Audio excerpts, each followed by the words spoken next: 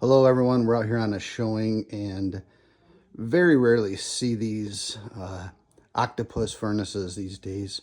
You could see the doors that you would open up. This was an old coal furnace. You can see it's been converted to the gas. Here's the gas line that comes down and in. But pretty cool, the old octopus style. They call that because of all the heat runs that come off like arms from this unit, okay? Obviously the white tape could be the asbestos tape. We wouldn't know unless we were to take a sample, but pretty cool. Don't see these much anymore.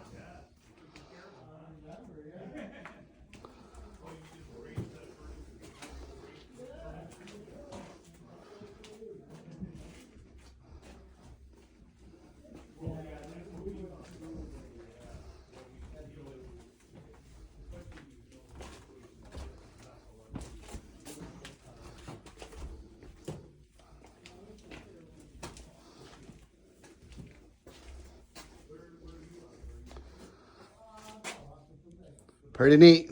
Love to see you on the next one.